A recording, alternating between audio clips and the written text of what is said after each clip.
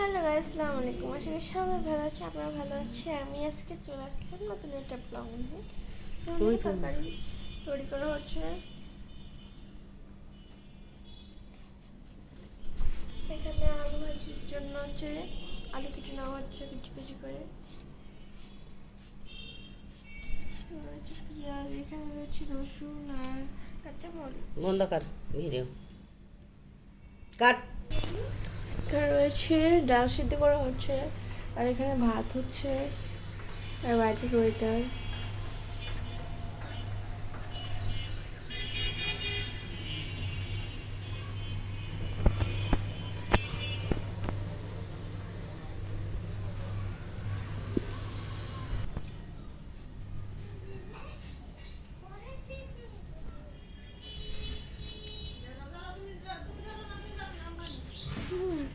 জানি